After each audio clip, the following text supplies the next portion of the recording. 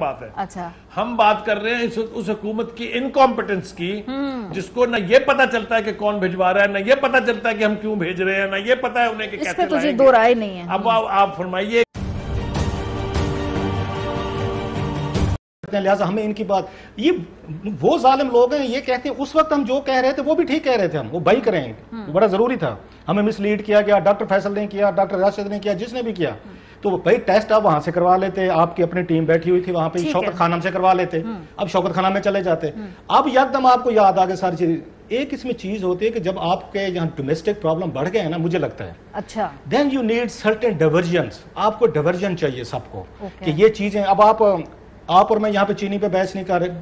105-10 روپے پہنچ گئے, انہوں یہ گندم منگوا رہے ہیں یہاں پہ ملینز آف ڈالر کی گندم آ رہی. ابھی سیزن گندم کا ختم ہوا, ملک سے ختم ہو گیا, ہم اس پہ بات نہیں کر رہے. ہم یہاں پہ مہنگائی جو آئی ہے اس پہ بات کی وجہ دیکھیں نا, نواز شریف صاحب نے ٹیلی فون گھمائے ہیں, پھر وہ چہل قدمی بھی نظر آئے. اگر نواز شریف صاحب فون نہ کرتے, ادھر ادھر سیاسی طور پہ ایکٹیو نہ ہوتے, تو پھر یہ لوگ نہ متحرک ہوتے ہیں نا. جنہوں نے بھیجا ہے نا, اور ان سے میں پھر کہتا ہوں ہم ٹویسٹنگ کروا کے بھیجا ہے, تو انہی کی ان کے ساتھ انڈرسٹینڈنگ ہو, کیونکہ وہ یہاں پارلیمنٹ میں بہت ساری کنسیشن نواز شریف صاحب جو ہیں پاور دیٹ بی کو دے چکے ہیں. انہوں نے یہاں مدت ملازمت کی توسیع میں 3 سال کے لیے ووٹ عمران خان صاحب نے ڈالا ہے, تو نواز شریف صاحب کی پارٹی نے بھی ڈالا ہے, قوانین کو سپورٹ کر دیا. تو ٹھیک ہے, لاسٹلی یہ ضرور پوچھیں ان سے کہ مجھے یہ بتائیں, یو کی حکومت تو کوئی اس میں گرنٹر تھی کہ آپ کے لیٹر پہ کہے کہ یہاں بندہ واپس بھیج دیں؟ مجھے ذرا یہ سمجھ نہیں آتی. کانفیڈنس سے وہ بات کر رہے ہیں, میں آپ کی طرف آؤں گی سلیم بخاری صاحب. مجھے صرف یہ سمجھنا ہے کہ یہ جو انڈرسٹینڈنگ تھی جس کے تحت یہ بات کتنی دفعہ کہی جا رہی تھی کہ مریم صاحبہ بھی خاموش ہے, نواز شریف صاحب بھی خاموش ہے, یہ جو ابھی 1 ہفتے کی ایکٹیویٹی ہوئی ہے, آپ کو لگتا ہے کہ یہ انڈرسٹینڈنگ اب ختم ہو گئی ہے, اب ایک نیا سینیریو ہے, اب کوئی نئے رول آف ٹرم ہے جو آگے کا سیاسی منظرنامہ ہے؟ بہت شکریہ آپ کا ماریا, اپنے پروگرام میں اپنے موقع دیا. مجھے تھوڑا سا وقت دیجیے گا. گزارش یہ ہے کہ رؤف کلاسر صاحب کو یاد ہوگا, میں اور وہ جب نیوز میں تھے تو ہم اس وقت جو CMLA ہوتا تھا, چیف مارشل ایڈمنسٹریٹر, تو اس کو کہا کرتے تھے کینسل مائی لاسٹ اناؤنسمنٹ.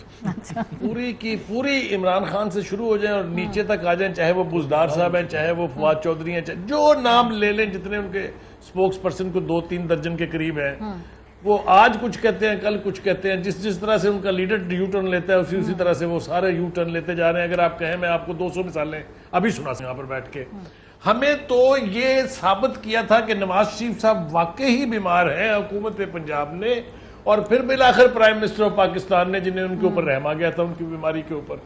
ہم تو ماننے کے لیے تیار ہی نہیں تھے, ہمیں تو انہوں نے ثابت کیا کہ وہ اتنا بیمار ہے کہ اس کے لیے جانا جو ہے وہ بہت ضروری ہے. ٹھیک ہے. پھر پرائم منسٹر صاحب نے کہا, جب انہیں احساس ہوا کہ یہ ہم سے کیا کروا دیا کسی نے, اس کے اوپر میں بعد میں آؤں گا, جس طرح رؤف کلاسر صاحب نے اشارہ کیا ہے, وہ فرماتے ہیں کہ میں نے دیکھا بھاگتا ہوا سیڑھیاں چڑھ کے گیا, اور اب ان کی ایک تصویر چہل قدمی کرتے کی برداشت نہیں ہوتی ان سے.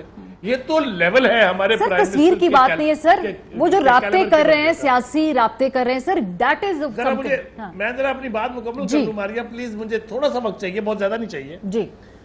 تو مطلب کہنے کا یہ ہے کہ یہ تو اپنے بیان سے پھر جانے کی, میرا خیال ہے Guinness of books of record میں جانے والے ہیں یہ بہت جلدی انشاءاللہ. دوسری بات, انہیں نہ اس وقت سمجھ آئی تھی کہ یہ بھجوا کون رہا ہے, نہ انہیں یہ اب سمجھ آنی ہے کہ ان کو لائے گا کون. یہ ان کے بس کی بات نہیں ہے. اس کی وجہ یہ ہے کہ صبح سے شام تک پرائم منسٹر صاحب کہتے رہتے ہیں میں NRO نہیں دوں گا. اس بیچارے معصوم پرائم منسٹر کو یہ بھی نہیں پتا کہ NRO دیتا کون ہوتا ہے.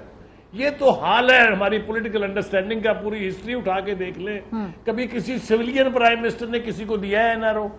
ٹھیک ہے. تو میں کہنا یہ چاہ رہا ہوں, مختصر کرتا ہوں اپنی بات کو, کہ واپس آئیں گے وہ انہی کی مرضی سے جن کی مرضی سے گئے تھے. ٹھیک ہے, اس میں میرے کوشچن ہے, دیکھیں نا بخاری صاحب, آپ نے زور لگا لیا, آپ کے مرڈر کے چارجز تھے الطاف حسین کے اوپر, ڈکیتی کے تھے, آرسن کے تھے, ٹیررزم کے تھے, آپ نہیں لا سکے.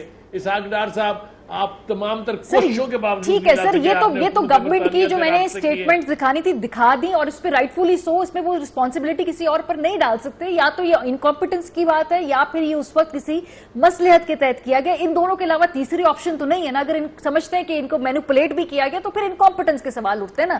پرابلم میرا یہ ہے کہ دیکھیں جو گارنٹیز دے کے باہر جا رہے ہیں, پوری پارٹی نون لیگ کی ساکھ داؤ پہ لگا دی, پیچھے شہباز شریف صاحب کا بیانیہ ہوگا, نواز شریف صاحب کا ہوگا, اپوزیشن کرنی ہے نہیں کرنی ہے.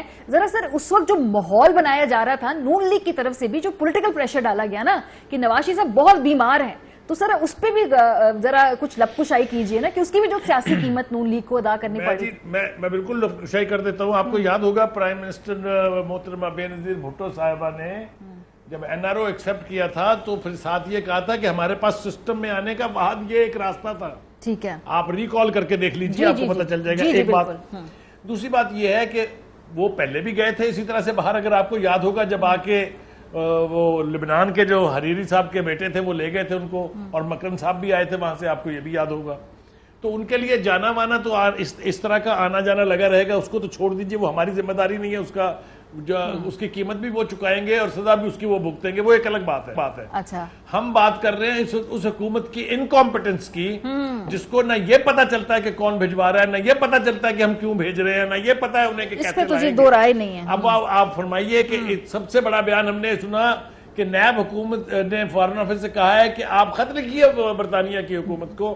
اس کا جواب تو روز کلاسا صاحب نے دے دیا کہ سوائے اس کے کہ ان کی عقل کا ماتم کرے کہ بھائی وہ آپ سے پوچھیں گے کہ آپ نے ہماری گارنٹی لے کے بھیجا تھا, جو اب آپ ہمیں کہہ رہے ہیں کہ ہم ان کو بھیجیں. تو یہ صورتحال جو ہے اس کے اوپر حکومت کی انکمپٹنس کے علاوہ اور کوئی. سر ایک اور طریقہ کار بھی, کل بابر اوان صاحب کل میرے شو پہ تھے, انہوں نے کہا شہباز شریف نے ایک گارنٹی دی ہوئی ہے, اگر یہ نہیں واپس آتے تو 62(1) غالباً اس کا انہوں نے شک کا ذکر کیا تھا کہ بھئی اس کا طلاق ہوتا ہے. میں سعید قائی صاحب آپ کی طرف بڑھوں گی, بیکاز اگر اس طرح ہی باتیں پھر طے ہونی تو پھر وہ جو ووٹ کو عزت دو, یا یہ کہ بھئی جو ہم ایک GT روڈ کے تھرو نیریٹو بنا رہے تھے کہ اب یہ آخری فیصلہ کن گھڑی ہے کہ اب آپ طے کر لیں آپ ادھر کھڑے ہیں یا اس طرف کھڑے ہیں لکیر کے, تو بس پھر ملک میں تو ریاست میں یہی ہوگا نا آگے. پھر یہ چھوٹے موٹے جو سلوگن ہوتے ہیں, نعرے ہوتے ہیں, یہ اس وقت اس ٹائم اینڈ سپیس میں لوگوں کے لیے پیش کیے جاتے ہیں, پیچھے تو پھر یہی بات چیت ہے ساری. دیکھیں, جو لوگ ووٹ کی بدنامی ہوتے ہیں وہ عزت کیا دینی ہے انہوں نے ووٹ کو, ہم جانتے ہیں ان کو. لیکن سوال ایک اور ہے, اس بات پہ آپ غور کریں, یہ خانوادہ جو میرے خیال میں بیمار پتہ نہیں ہے یا نہیں ہے, مگر وطن عزیز کی ایک بہت بڑی بیماری بن گیا ہے. ان کو دیکھیں پہلے دن سے جو ہے واک اوور مل رہا ہے, پہلے دن سے انہیں جو ہے مینڈیٹ کارو کر کے دیے جاتے ہیں. عدالتوں کے جو جج ہیں ان کے چوکھٹ پر بیٹھے ہوتے ہیں, ارشد ملک ان کے گھر بیٹھے ہوتے ہیں, کوئی ان کو پوچھتا نہیں ہے. یہ سرکاری گاڑیوں میں 2 نمبر پیسہ ادھر سے ادھر لے جاتے ہیں, اسمبلیوں میں بیٹھ کے جھوٹ بولتے ہیں, مذاق اڑاتے ہیں اور ہنس کے نکل جاتے ہیں. یہ حکومت تو ہوتی نہ اہل ہے پاکستان میں. کون سی نواز شریف صاحب کی اہل حکومت تھی, یہ باقی سارے اہل تھے. سوال یہ ہے کہ یہ وہ لوگ ہیں جو ابو دی لا ہیں, انٹچیبل ہیں. اس ملک کے ذرائع پیداوار ان کی جولی میں رکھ دیے. 4 سال سے اس کے بعد 4 سال سے ان کے ساتھ کیا ہو رہا ہے, وہ ہمارا جو قانون ہے وہ ہم پہ جو قانون لاگو ہوتا ہے ان پہ ہوتا ہے. کوئی کانوکٹ جس نے بھی بھیجا ہے, پرائم منسٹر صاحب بتائیں اس قوم کو کہ کیوں بھیجا ہے اور کیوں آپ کو رحم آ گیا تھا. اور یہ باقی جو لوگ جیلوں میں جو ہیپاٹائٹس سے مر رہے ہیں, جو ہماری جیلوں میں جو حالت ہے کہ ہم بتائیں تو آپ سوچ نہیں سکتے کہ وہاں جرائم کی گڑھ بنی ہوئی ہے لوگوں کے ساتھ جو حشر ہوتا ہے. مگر سوال یہ ہے کہ بھائی ان کو آپ ہاتھ نہیں لگا سکتے, یہ لاڈلے ہیں. یہ ان کو بلا کے کہا تھا جنرل حمید گل نے کہ آج سے ہم نے آپ کو حکمرانی دے دی ہے, اور یہ مجھے جنرل حمید صاحب نے بتایا تھا کہ انہوں نے کہا کہ جناب یہ کاروبار آپ اس کا کوئی ٹرسٹ بنا دیں. تو بڑے میاں صاحب نے کہا تھا کہ چڑو جی ساڑی تو باری ہونا ہی ہے. تو یہ باریاں والے ہیں. میں تو سوال یہ کرتا ہوں, میرے بچوں کے نصیب میں یہی حکمران رہ گئے ہیں. نہ قانون ہے, نہ ان پر کوئی جو ہے صبح شام جھوٹ بولتے ہیں جی ہماری تو جائیداد کوئی نہیں ہے, اور پھر جائیدادیں نکل آتی ہیں اور پھر یہ سیاست کرتے ہیں اور وکٹری سائن بنا رہے ہوتے ہیں. یہ تو پھر ایگزسٹینشل پرابلم ہے نا. 7 ارب روپیہ نکل آیا آپ سیاسی, اگلے دن وہ دانشور بن کے ٹی وی پہ ہمیں بھاشن دے رہے ہوتے ہیں. میں نے بریک پہ جانا ہے, لیکن سر یہ تو نظام کی یہی تو پرابلم ہے نا. آپ اگر جمہوری عمل کو جانے دیں گے آگے, اس کو بار بار انٹرپٹ نہیں کریں گے, اس کو آپ آرگینکلی آگے بڑھنے دیں گے, اس میں کوئی فائن ٹیوننگ یا ادھر ادھر کی کوئی جیسے کہتے ہیں نا پنکچر نہیں لگائیں گے, تو پھر یہ خود ہی اس نظام کے لیے لازم و ملزوم نہیں بنے گے نا. اگر آپ اس کو نیچرلی آرگینکلی آگے بڑھنے دیں. لائن لگا کے کھڑے ہوتے ہیں, یہ خود لائن لگا کے میں کسی ایک فریق کی بات نہیں کر رہی. ہم کیوں نہیں سلیکٹڈ سر میں کہہ رہی ہوں, میں کسی ایک فریق کی بات نہیں کر رہی, میں کہہ رہی ہوں ان فریق کی کہ جو اعلیٰ کار بھی بنتے ہیں سیاسی طور پہ, اور اس کے بعد پھر وہ اس پورے نظام کی جیسے کہتے ہیں نا پرابلم, پارٹ آف پرابلم ہے, پارٹ آف سولوشن نہیں. بریک پہ جائیں گے, واپس آئیں گے, ہم نے یہ بھی بات آگے